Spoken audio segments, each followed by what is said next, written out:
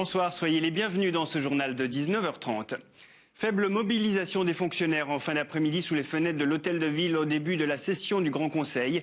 Ils étaient appelés à manifester par l'ensemble des syndicats contre le projet de budget 2013 du Conseil d'État. Selon eux, cette mouture pourrait entériner des coupes et détériorer encore le service public. Denis Palma.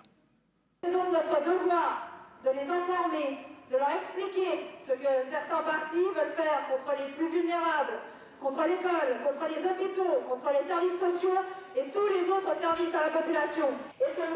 Des mots forts pour une mobilisation faible. Moins de 200 fonctionnaires ont répondu à l'appel des syndicats sous les fenêtres du Grand Conseil. Le budget n'est pas soumis au référendum.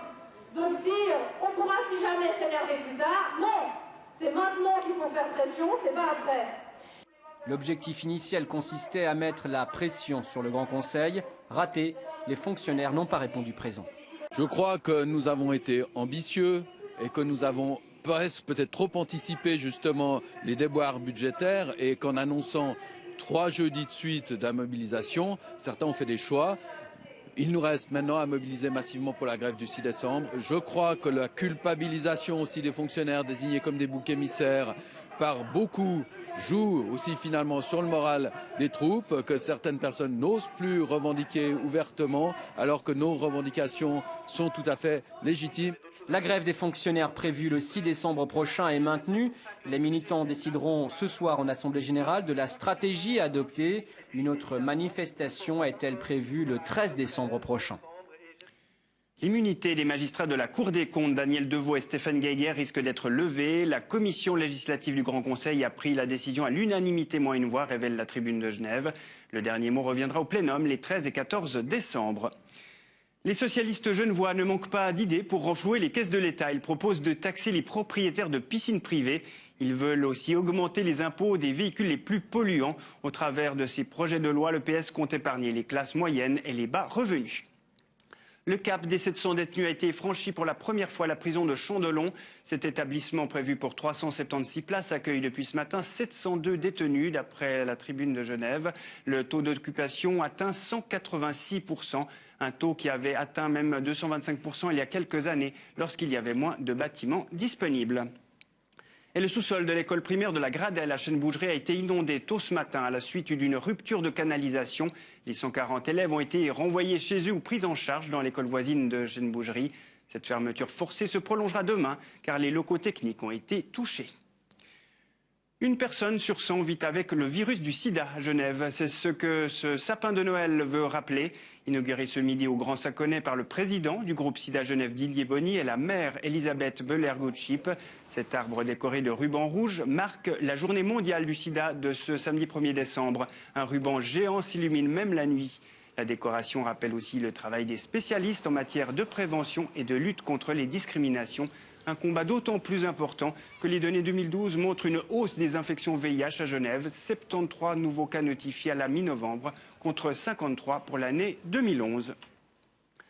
Le numéro 1 du fast-food vient d'inaugurer au Carrefour de l'Étoile un nouveau restaurant qui ouvrira ses portes demain au public. L'enseigne américaine était jusque-là absente du secteur Praille-Acacia-Vernay. Elle s'est installée dans une ancienne pizzeria, mais la décoration des lieux adopte cette fois un style moderne et résolument urbain avec des technologies dernier cri.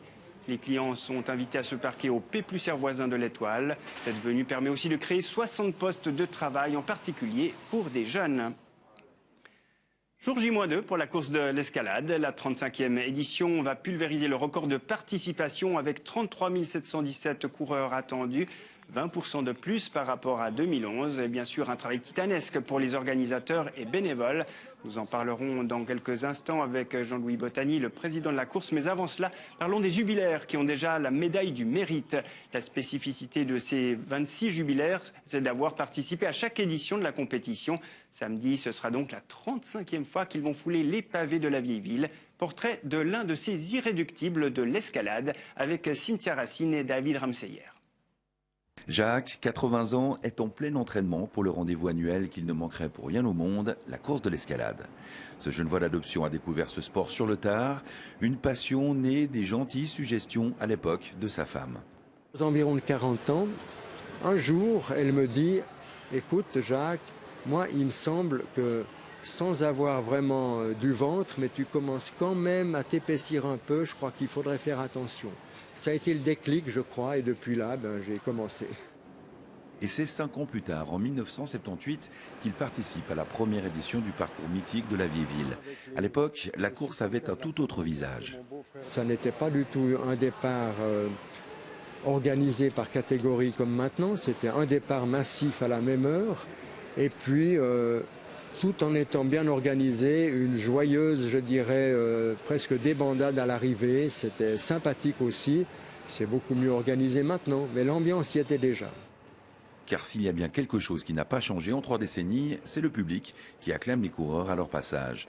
Les pièges de l'épreuve non plus n'ont pas bougé.